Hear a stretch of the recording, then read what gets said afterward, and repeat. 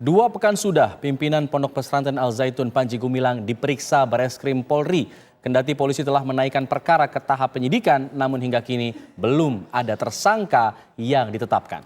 Majelis Ulama Indonesia pemirsa diminta pertimbangan pun tak kunjung mengeluarkan fatwa. Lantas mengapa kasus Panji Gumilang ini seolah tak jua menemukan titik terang pemirsa?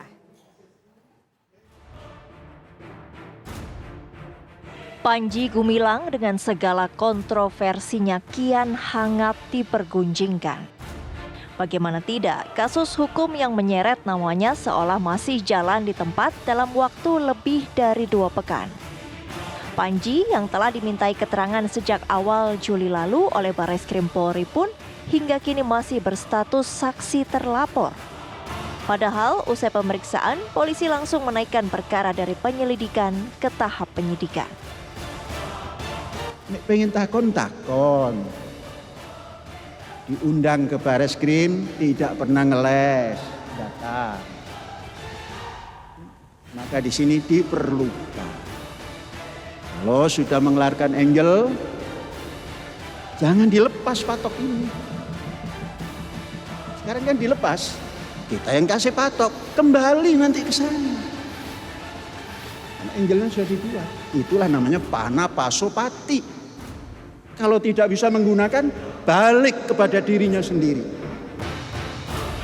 Tak hanya keterangan Panji, polisi sejatinya sudah memeriksa sejumlah ahli, mulai dari ahli agama, ahli bahasa hingga ahli informasi elektronik.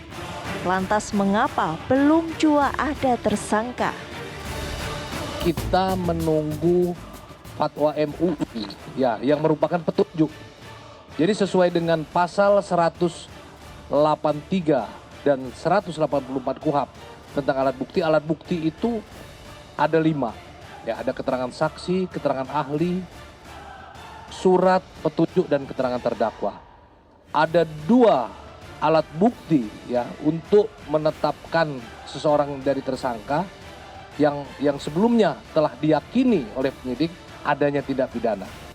Cukup 2 saja cukup bagi penyidik untuk menentukan seseorang sebagai tersangka. Majelis Ulama Indonesia mengklaim fatwa soal kontroversi Al Zaitun dipastikan akan keluar dan langsung diberikan kepada pihak pemohon. Intinya insya Allah fatwa itu pasti keluar.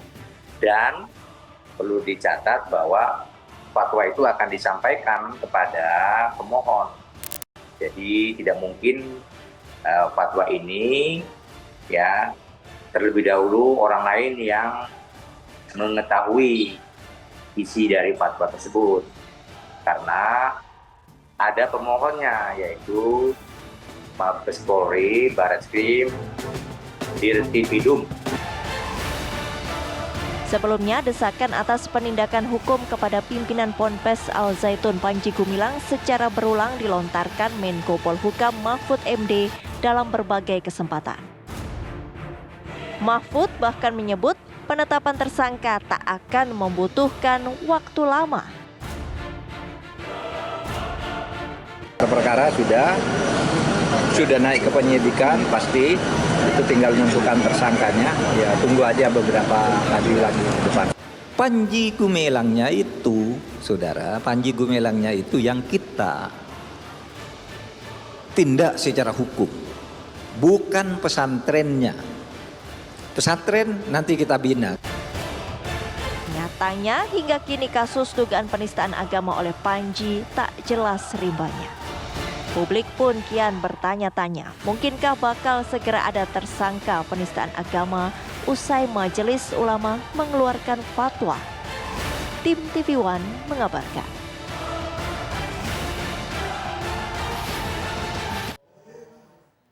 Ya, untuk membahas mengenai permasalahan ini telah bergabung bersama kami ada sejumlah narasumber, di antaranya ada staf ahli Kapolri, Irjen Pol Purnawirawan Arianto Sutadi, dan juga mantan anggota NII Komandemen Wilayah 9, ada Bapak El Haidar.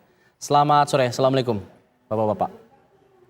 Ya, Waalaikumsalam. Selamat sore. Saya ingin ke Pak Arianto dulu. Pak Arianto, kabarnya kami mendapat kabar bahwa Bapak sempat melakukan penyelidikan terhadap Al Zaitun ini pada tahun 2004, Pak. Apa kemudian hasil penyelidikan itu, Pak? Ya, dari dulu tuh tahun 2004 saya dilapori sama seseorang itu ya bahwa ada itu gerakan NII yang didalangi dari Al Zaitun gitu. Kemudian diantaranya saya melakukan penyelidikan yaitu mengenai ada proses pembayatan. Saya sampai mengirimkan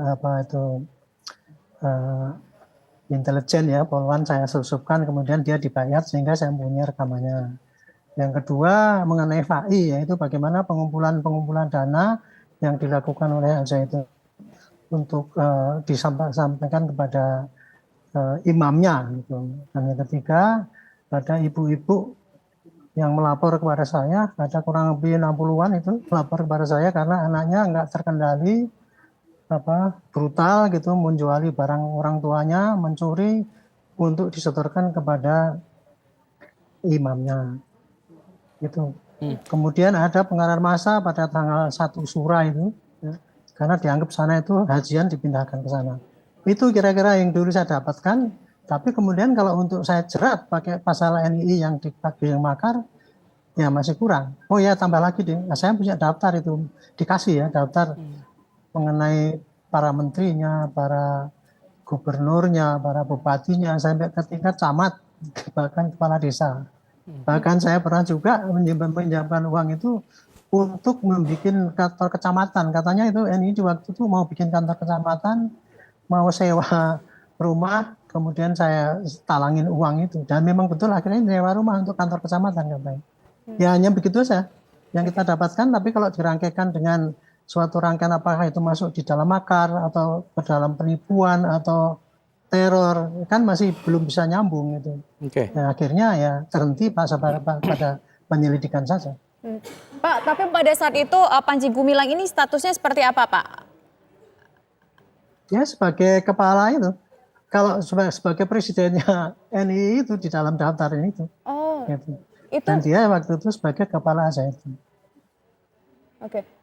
Kemudian resum hasil penelitiannya Bapak pada saat itu berarti bisa menunjukkan terkonfirmasi bahwa Panji ini memang bagian dari NII dan bagian presiden NII, begitu Pak? Itu tahun berapa Pak? Mohon maaf Pak. Ya.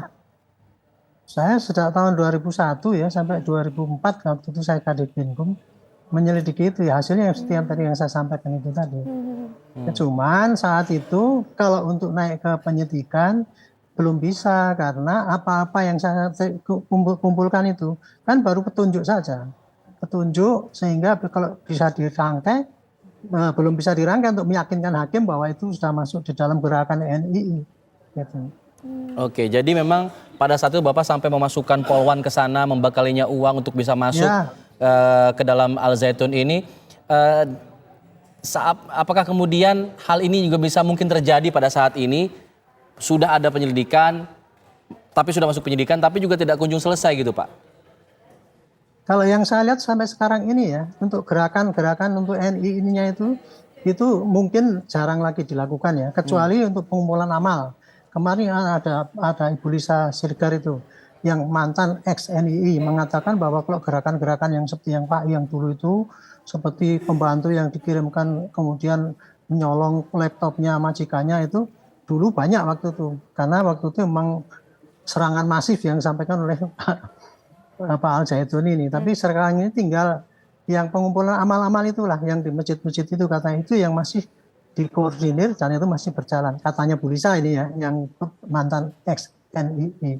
Makanya menurut saya kalau sekarang kita kejar untuk pembuktian di dalam NII itu, walaupun kelihatan sekali jelas, tapi untuk meyakinkan hakim bahwa itu ada, apalagi dikaitkan dengan makar, kelihatannya kok sangat sulit. Gitu. Apa sih Pak yang membuatnya jadi sulit Pak? Yang membuatnya menjadi sulit untuk dibuktikan Pak? Karena begini, kalau untuk pembuktian itu Bu, apa keterangan saksi-saksi yang ada ini, yang ditayangkan di TV itu harus diwujudkan di dalam berkas berita acara, sehingga nanti itu bisa menjadi fakta persidangan. Gitu loh. Kalau di dalam fakta persidangan itu clear, jelas, itu barulah hakim mau memutuskan. Karena di dalam persidangan itu ya hakim hanya boleh, kalau rumusannya kan simpel tuh, hakim hanya boleh memutus sekurang-kurangnya 2 alat bukti. Wah simpel sekali, tapi prakteknya karena hakim harus yakin siapa tersangkanya dan yakin apa perbuatannya. Itu dua itu yang polisi setengah mati sekarang itu mengumpulkan. Jadi sekarang ini ya kalau sampai polisi dianggap kan kayaknya jalan di tempat. Kan kelihatannya simpel itu mengenai penodaan agama itu. Tapi tidak mudah untuk meyakinkan hakim sampai di persidangan nanti bahwa ini memang penodaan agama. Baik. Saksi ahli nggak cukup dengan muai saja itu nanti, termasuk ahli bahasa, termasuk ahli pidana, apakah ini sudah termasuk di dalam unsur-unsur yang tertera di dalam 156A itu.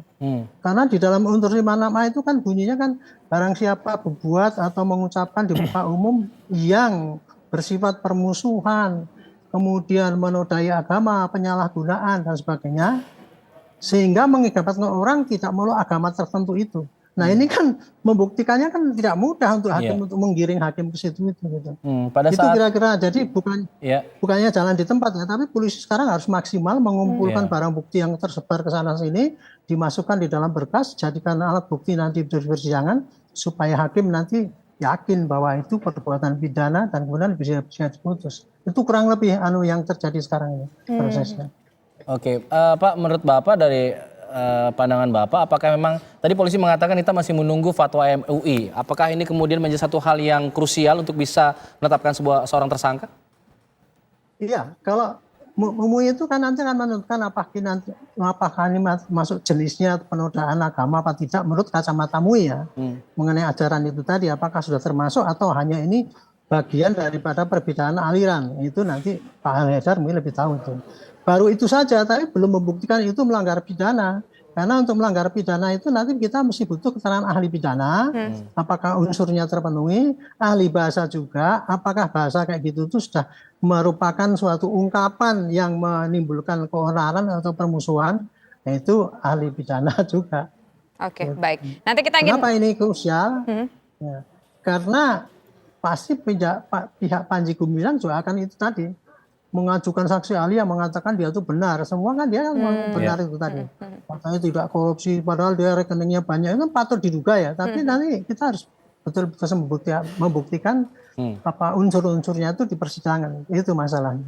Oke, baik. Nanti kita ingin dengar suara dari Pak Haidar. Kenapa kasus ini sulit sekali untuk diungkap? Ataukah memang ada fakta-fakta ataupun juga maksud kami faktor-faktor lain begitu selain yang disebutkan oleh Pak Arianto tadi? Karena Pak Haidar ini juga dulu merupakan mantan NII ya. Apa yang mungkin kemudian bisa menjadi sudut pandang dari beliau? Tapi nanti pemirsa kita akan bahas usaha jeda berikut.